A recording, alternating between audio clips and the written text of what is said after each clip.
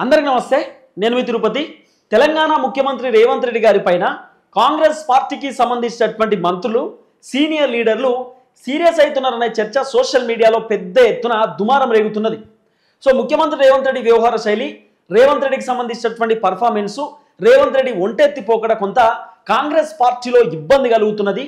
రేవంత్ రెడ్డికి ఎంత చెప్పినా కూడా ఇంటలేడు. రేవంత్ రెడ్డి ఓన్ డిసిషన్స్ తీసుకుంటున్నాడు. ఇక రేవంత్ రెడ్డికి చాలామంది ఈ మధ్య కాలంలో కాంగ్రెస్ పార్టీకి సంబంధించినటువంటి మంత్రులు వాళ్ళందరూ సీనియర్ లీడర్లు కదా. మీరు చూడండి, బట్టి విక్రమార్క సీనియర్ లీడర్ కాంగ్రెస్ పార్టీకి, తర్వాత ఉత్తమ్ కుమార్ రెడ్డి సీనియర్ లీడర్. ఉత్తమ్ కుమార్ రెడ్డి ఆయన గతంలో నుండి ఎప్పటి నుండో ఉన్నటువంటి వ్యక్తి, చాలాసార్లు ఎమ్మెల్యేగా గెలిచిండు, ఎంపీగా ఉన్నాడు ఉత్తమ్ కుమార్ రెడ్డి. మళ్ళీ ఆయన పీసీసీగా కూడా ఉన్నాడు కాంగ్రెస్ పార్టీకి. చాలా సీనియర్ లీడర్ ఉత్తమ్ కుమార్ రెడ్డి. ఉత్తమ్ కుమార్ రెడ్డి రేవంత్ రెడ్డికి ఏదైనా సజెషన్స్ ఇచ్చినా కూడా రేవంత్ రెడ్డి పెద్దగా పట్టించుకుంటలేడట. నాకు తెలుసు ఏం చేయాలనో, నాకు తెలుసు ఎట్లా ముందు పోవాలనో, ఇక నాకు నచ్చిందే చేస్తా అనేటటువంటి వ్యవహారంలో రేవంత్ రెడ్డికి సంబంధించినటువంటి పర్ఫార్మెన్స్ కనబడుతుంది అనేది కొంత కాంగ్రెస్ వర్గాలలో నడుస్తున్నటువంటి చర్చ. సో రేవంత్ రెడ్డికి సంబంధించిన వ్యవహారం పైన చాలామంది రాజకీయ విశ్లేషకులు, సీనియర్ లీడర్లు, అలాగే రాజకీయ పండితులు చాలామంది మాట్లాడుకుంటున్నారు. సో రేవంత్ రెడ్డి కొంత తప్పులు చేస్తున్నాడు. రేవంత్ రెడ్డి చేస్తున్నటువంటి పెద్ద మిస్టేక్ ఏంటంటే కేటీఆర్ని ఈ మధ్య కాలంలో అరెస్ట్ చేయడం. ఆల్రెడీ బీఆర్ఎస్ పార్టీ మొత్తం డోక్రా పడేటటువంటి సిచ్యువేషన్లో ఉన్నది. కాంగ్రెస్ పార్టీ తెలంగాణ రాష్ట్రంలో అసలు ఎందుకు అధికారంలోకి వచ్చింది? అధికారంలోకి రావడానికి గల కారణం ఏంటంటే 10 సంవత్సరాలు కేసీఆర్ చేసినటువంటి అరాచకాన్ని భరించలేక, 10 సంవత్సరాలు కేసీఆర్ మొహం చూడలేక, కొత్త మొహం వస్తే బాగుంటుంది, కొత్తోళ్ళు అధికారంలోకి వస్తే బాగుంటుంది, కేసీఆర్ కంటే మంచి జరుగుతుందేమో అనేటటువంటి ఆలోచనతోటి కాంగ్రెస్ పార్టీని ఎట్లనో అట్లా తెలంగాణ ప్రజలు అధికారంలోకి తీసుకొచ్చినారు. కాంగ్రెస్ అధికారంలోకి వచ్చిన తర్వాత అసలు బీఆర్ఎస్ పార్టీ ఊసులేదు. బీఆర్ఎస్ పార్టీకి సంబంధించినటువంటి ప్రెసిడెంట్, మాజీ ముఖ్యమంత్రి కేసీఆర్ సార్ మొత్తం ఫామ్ హౌస్కే పరిమితం అయిపోయింది. ఆయన బయటికి కూడా రాలే. ఇక తెలంగాణ ప్రజలందరూ డిసైడ్ అయిపోయినారు, ఇక లేదు, ఇక బీఆర్ఎస్ పార్టీ దుకాణం బంద్ అయిపోయింది, బీఆర్ఎస్ పార్టీ చాప్టర్ క్లోజ్ అయిపోయింది, ఇక కేసీఆర్ బయటికి రారు.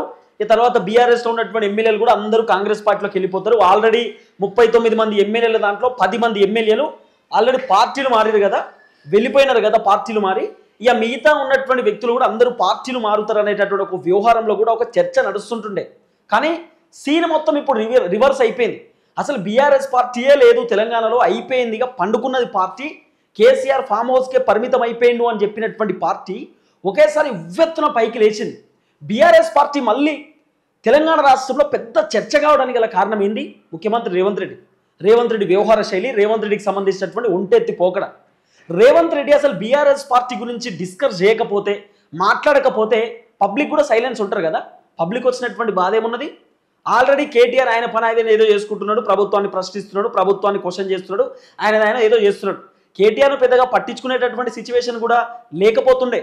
కానీ ఎప్పుడైతే బీఆర్ఎస్ పార్టీ నేతలను అరెస్ట్ చేస్తాం, బాంబులు వేలబోతున్నాయి, ఆటం బాంబులు వేలబోతున్నాయి, ఉల్లిగడ్డ బాంబులు వేలబోతున్నాయి, కుక్కతో ఒక బాంబులు పటా పుస్ అనబోతున్నాయి అని చెప్పి పొంగులేటి శ్రీనివాసరెడ్డి గారు మాట్లాడారు.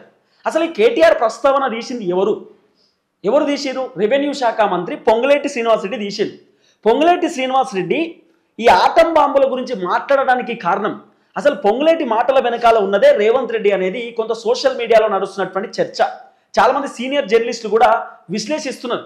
వాళ్ళ విశ్లేషణ చూస్తుంటే నిజంగా ఇట్లా జరిగిందా, ఈ విధమైనటువంటి కార్యక్రమాలు రేవంత్ రెడ్డి చేసిందని ఆశ్చర్యం వేస్తుంది.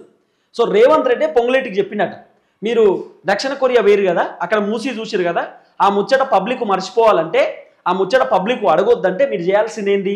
ఇమీడియట్లీ ఆటం బాంబులు, కుక్కతోక బాంబులు, ఉల్లిగడ్డ బాంబుల గురించి చెప్పుర్రంటే పొంగులేటి స్టార్ట్ చేసింది.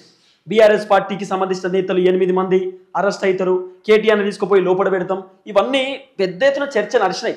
అసలు బీఆర్ఎస్ఏ లేదు, బీఆర్ఎస్ ఖతమైపోయిందని చెప్పినటువంటి నేపథ్యంలో మళ్ళా బీఆర్ఎస్ పార్టీకి సంబంధించినటువంటి ప్రస్తావన తీసింది ఇదే కాంగ్రెస్ నేతలు కదా.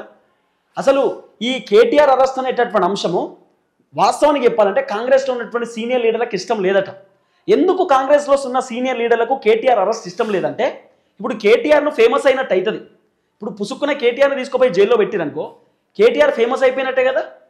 ఎందుకు ఫేమస్ చేయాలి కేటీఆర్ అనేది కాంగ్రెస్ పార్టీకి సంబంధించినటువంటి మంత్రుల బాధ. ఆల్రెడీ కేటీఆర్ సవాల్ విసురుతూనే ఉన్నాడు. మీరు చూసారు కదా, 2-3 రోజుల నుండి కేటీఆర్ వరుసగా ట్వీట్లు పెడుతున్నాడు ఆయన ట్విట్టర్ అకౌంట్లో. దమ్ముంటే రేవంత్ రెడ్డి నన్ను అరెస్ట్ చేయి, దమ్ముంటే నన్ను తీసుకుపోయి లోపటి, నీకెంత దమ్ముందో చూద్దాం అని చెప్పి సవాల్ విసురుతున్నాడు. కేటీఆర్ మొన్నటిదాకా భయపడ్డాడు, అరెస్ట్ అంటేనే కేటీఆర్ ఇట్లా గజగజ ఉనికిండు. మొన్నటిదాకా భయపడ్డటువంటి కేటీఆర్ సడన్గా రివర్స్ దాడికి దిగిండు. రేవంత్ రెడ్డి గారికి సవాల్ విసురుతున్నాడు, దమ్ముంటే నన్ను తీసుకుపోయి లోపల పెట్టు, అరెస్ట్ చేయి, నీ సత్తా ఏందో చూద్దామని చెప్పి ఈరోజు కూడా తెల్లవారుజామున 8 గంటలకే కేటీఆర్ ట్వీట్ పెట్టిండు. ఎందుకు కేటీఆర్ రివర్స్ ప్లాన్ చేస్తున్నాడంటే, కేసీఆరే కేటీఆర్కి చెప్పిండట, నువ్వు అరెస్ట్ అయిపో, ఏమైనా ఉంటే నేను చూసుకుంటా అని చెప్పి, నువ్వు అరెస్ట్ అయిపో, నేను చూసుకుంటా, నీ వ్యవహారం అంతా చూసుకుంటా అని చెప్పి. అసలు కేటీఆర్ అందరు మర్చిపోయేటటువంటి రోజుకి వచ్చారు. కేటీఆర్ ఒక జోకర్ అనేటటువంటి రోజుకి వచ్చారు. అసలు కేటీఆర్ని ఫేమస్ చేసింది ఎవరు? రేవంత్ రెడ్డే కదా. తేపకు కేటీఆర్ పేరు చెప్పుడు, కేసీఆర్ పేరు చెప్పుడు, బీఆర్ఎస్ పార్టీ పేరు చెప్పుడు బీఆర్ఎస్ పార్టీని మళ్ళీ తెరపైకి తీసుకొచ్చింది. కొన్ని సందర్భాలలో అసలు కాంగ్రెస్ పార్టీ లేదని అనుకున్నాం గతంలో బీఆర్ఎస్ అధికారంలో ఉన్నప్పుడు. మళ్ళీ కాంగ్రెస్ ప్రస్తావన ఎప్పుడు వచ్చింది తెలుసా? కర్ణాటక ఎన్నికల తర్వాత కాంగ్రెస్ హవా పెరిగింది. సేమ్ ఇక్కడ కూడా అట్నే కనబడుతున్నది, ఇక్కడ కూడా అట్నే ఉన్నది. బీఆర్ఎస్ లేదరా నాయన అనుకున్నప్పుడు రేవంత్ రెడ్డి నోట్లకి వెళ్ళి బీఆర్ఎస్ ముచ్చట వచ్చింది, కేటీఆర్ ముచ్చట వచ్చింది, కథం ఉఫ్ఫున ఇట్లా పైకి లేచింది కేటీఆర్. ఇప్పుడు కేటీఆర్ ఒకవేళ అరెస్ట్ అయినా కూడా అది 110% బీఆర్ఎస్ పార్టీకే ఫేవర్ ఉంటుంది, బీఆర్ఎస్ పార్టీకే అనుకూలంగా ఉంటుంది. ఆల్రెడీ ముఖ్యమంత్రి రేవంత్ రెడ్డి గారి పర్ఫార్మెన్స్ వల్ల కాంగ్రెస్ పార్టీకి చాలా వ్యతిరేకత వచ్చింది. ఇప్పుడు మంత్రుల బాధ కూడా అదే. చాలా మంది మంత్రులు రేవంత్ రెడ్డి పైన సీరియస్ కావడానికి కారణం ఏంటంటే, హైడ్రా తీసుకొచ్చిండు, హైడ్రా బాధితులు రేవంత్ రెడ్డి పైన సీరియస్గా ఉన్నారు. ఇప్పుడు రేవంత్ రెడ్డి పైన పబ్లిక్ సీరియస్గా ఉన్నారంటే కాంగ్రెస్ ప్రభుత్వం పైన సీరియస్గా ఉన్నట్టే. రేవంత్ రెడ్డి ముఖ్యమంత్రి కదా తెలంగాణ రాష్ట్రానికి, కాంగ్రెస్ పార్టీకి సంబంధించిన కీ రోల్ పాత్ర పోషించే లీడర్ కదా. రేవంత్ రెడ్డి పైన సీరియస్ ఉన్నట్టే డైరెక్ట్ 100% రేవంత్ రెడ్డికి వేరే ఆప్షన్ లేదు. కాబట్టి రేవంత్ రెడ్డి హైడ్రా తీసుకొచ్చి హైడ్రా బాధితులు వ్యతిరేకమయ్యారు. తర్వాత రుణమాఫీ అని చెప్పిండు, రుణమాఫీ విషయంలో అనేక ముచ్చట్లు చెప్పిండు, రుణమాఫీ విషయంలో కూడా వ్యతిరేకమైనరు. రైతు బంధు ఇయ్యలే, రైతు బంధు విషయంలో కూడా వ్యతిరేకమైనరు. తర్వాత 6 గ్యారెంటీలు అని చెప్పి 100 రోజులలో 6 గ్యారెంటీలకు సంబంధించిన వ్యవహారంలో వ్యతిరేకమైనరు. తర్వాత ఏది నిరుద్యోగులకు సంబంధించినటువంటి ఉద్యోగాలు అని చెప్పి ఉద్యోగాల విషయంలో కూడా నిరుద్యోగులు మరలబడ్డారు, వ్యతిరేకం అయిపోయినారు. అంటే రేవంత్ రెడ్డి 10 నెలలు 11 నెలల వ్యవధిలో మొత్తం వ్యతిరేకతని క్రియేట్ చేసి పెట్టుకున్నాడు.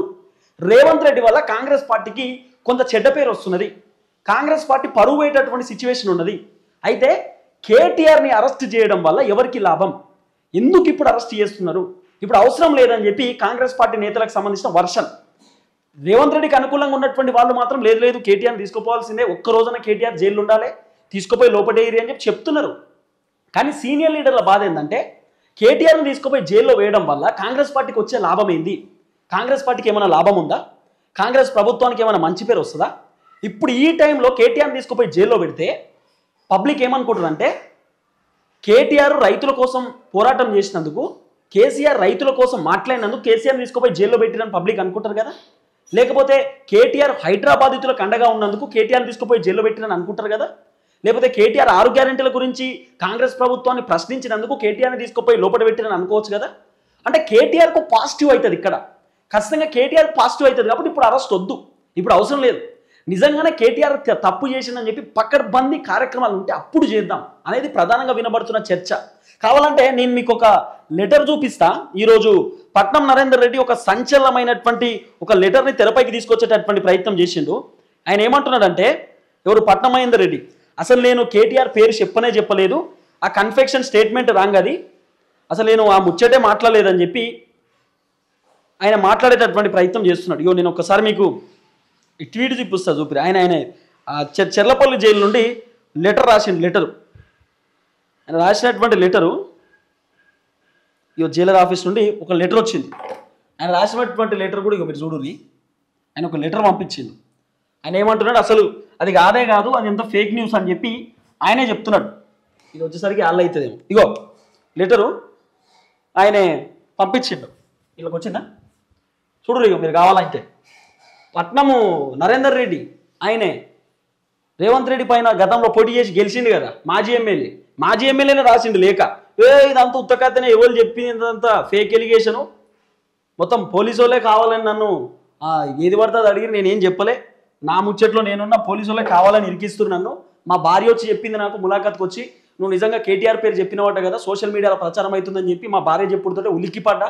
అసలు నేను కేటీఆర్ పేరు చెప్పలే, నా రిమాండ్ రిపోర్ట్లో మీరు కేటీఆర్ పేరు ఎట్లా రాస్తారని చెప్పి ఆయన మాట్లాడుతుండు పట్నం నరేందర్ రెడ్డి. అసలు షాకు ఇది నిజంగా. అరే ఏంది గింత ఘోరంగా ఉన్నదా కథ అనుకున్నాం. ఏడమైంది అది మీకు చూపిస్తా గురి. ఇలా ఆయన ఇంగ్లీష్ పీస్లో రాసిన లెటర్ ఒకటి ఉంటుంది, మీకు ఇలా చూపిస్తా. ఆయన రాసినటువంటి లేఖ శాటభారతం రాసుకుంటూ వచ్చిండు, ఇదంతా ఫేక్ ఎలిగేషన్ అని చెప్పి ఆయన చెప్తున్నాడు. కాబట్టి ఇక్కడే అర్థమైపోతుంది కథ ఏందో. ఇక పట్నం నరేందర్ రెడ్డికి సంబంధించినటువంటి వ్యవహారం ఏందో. కాబట్టి పట్నం నరేందర్ రెడ్డి సార్ ఈ లేఖ పంపిండు, లేఖ పంపి విడుదల చేసిండు, లేఖ ప్రెస్ నోటు బయటికి ఇచ్చే ప్రయత్నం చేసిండు. నాకు అసలు సంబంధమే లేదని చెప్పి పట్నం నరేందర్ రెడ్డి చెప్తున్నటువంటి మాట. అంటే నిజంగానే కేటీఆర్ వీళ్ళకి ఫోన్ చేయలేదా, ఇదంతా ఒక డ్రామానా అనేది పెద్ద ఎత్తున నడుస్తున్నటువంటి చర్చ. కానీ కాంగ్రెస్ మంత్రులు మాత్రం రేవంత్ రెడ్డి పైన సీరియస్గా ఉన్నారట. ఈ టైంలో కేటీఆర్ని అరెస్ట్ చేస్తే ఖచ్చితంగా బీఆర్ఎస్ పార్టీకి సానుకూలంగా వచ్చే ఎన్నికలలో ఓట్లు పడేటటువంటి సిచ్యువేషన్ ఉండొచ్చు. కేసీఆర్ ఏం సైలెన్స్గా కూర్చోడు కదా. కేటీఆర్ అరెస్ట్ అవుతుంటే కేసీఆర్ బయటకు వచ్చి ప్రచారాలు చేస్తాడు, మొత్తం సోషల్ మీడియా అంతా దుమారం రేపుతాడు. లేకపోతే కేసీఆర్ రంగంలోకి దిగి గ్రామ పంచాయతీ ఎన్నికలలో ప్రచారము, జిహెచ్ఎంసీ ఎలక్షన్లో ప్రచారం ఆయన చేస్తాడు కదా. అవన్నీ కేసీఆర్కు ఉన్నటువంటి విద్యతో పెట్టినటువంటి అది అంటారు కదా, వెన్నతో పెట్టినటువంటి విద్య అని చెప్పి ఉంటారు కదా. సో అది కేసీఆర్ దగ్గర ఉంటాయి. ఎట్లా ప్రచారం చేసుకోవాలో తెలుసు, ఏ విధంగా ముందుకు పోవాలో తెలుసు కదా. అసలు కేటీఆర్ని అరెస్ట్గా ధైర్యం చేయని చెప్పిందే కేసీఆర్ అట. నువ్వు అరెస్ట్గా ఏమైనా ఉంటే తర్వాత చూసుకుందాం, మనకి ఏం చేయాలో మనకు తెలియదా, వాళ్ళ డ్రామాలు వాళ్ళకు, వాళ్ళ ప్లాన్స్ వాళ్ళకు ఉంటే మన ప్లాన్స్ మనకు ఉంటాయి, మనం ఏం చేయాలో అది చేద్దామని చెప్పి కేటీఆర్కి చెప్పిండు అనేది ప్రధానంగా వినబడుతున్నటువంటి చర్చ. కాబట్టి కాంగ్రెస్ పార్టీ మంత్రులకు ఈ కేటీఆర్ అరెస్ట్ అనేటటువంటి వ్యవహారం కొంత నచ్చట్లేదు అనేది ప్రధానంగా వినబడుతున్నటువంటి చర్చ. ఇదైతే కొంత హాట్ టాపిక్కే కనబడుతున్నది తెలంగాణ రాష్ట్రంలో. ఎందుకంటే కేటీఆర్ అరెస్ట్ అయితే ఖచ్చితంగా బీఆర్ఎస్ పార్టీకి ఫేవర్ ఓట్లు పడతాయి. ఎందుకు పడతాయి అంటే వాళ్ళు ప్రచారం చేసుకుంటారు. అట్లా ఆల్రెడీ బీఆర్ఎస్ఏ లేదు, కథం అయిపోయిందిరా నాయన అన్న పార్టీని రేవంత్ రెడ్డి పైకి తీసుకొచ్చిండు. కేటీఆర్ అరెస్ట్ అవుతాడు, కేటీఆర్ ఫోన్ ట్యాపింగ్ దందా చేసిండు, లేకపోతే అక్కడెక్కడో ఫామ్ హౌస్లో ఏదో పార్టీ చేసుకుర్రు, లేకపోతే ఆ ఫామ్ హౌస్లో ఏదో జరిగింది, రాజపాకాల ఫామ్ హౌస్ అని చెప్పి ఒక పెద్ద చర్చ లేపారు. అసలు కేటీఆర్ పేరు లేదు, ఆయన కథ లేదు, సైలెన్స్గా ఉన్నాడు. ఆయన పేరుని తీసుకొచ్చి హీరో చేసింది ఇక. మళ్ళీ ఇప్పుడు కేటీఆర్ తీసుకుపోయి జైల్లో పెడితే ఇంకా కేటీఆర్ పెద్ద హీరో అయిపోతాడు. కేటీఆర్ కూడా ఆలోచనలో ఉన్నాడట. జైలుకు పోయిన వాళ్ళందరూ ముఖ్యమంత్రి అయ్యారు, నేను కూడా జైలుకు పోయి నేను కూడా ముఖ్యమంత్రి అవుతా అనేటటువంటి ఆలోచనలో ఉన్నాడట. ఇవన్నీ నడుస్తున్నటువంటి చర్చ. కాబట్టి కేటీఆర్ని అరెస్ట్ చేస్తే కాంగ్రెస్కు లాభం ఎంత, నష్టం ఎంత అనేది మంత్రుల వర్షన్. కాబట్టి కొంత మంత్రులకు నచ్చట్లేదు, మంత్రులు ముఖ్యమంత్రి రేవంత్ రెడ్డి గారి పైన కొంతమంది సీరియస్గా ఉన్నారు అనేది సోషల్ మీడియాలో ప్రధానంగా వినబడుతున్నటువంటి చర్చ. సో చూద్దాం ఏం జరగబోతుంది.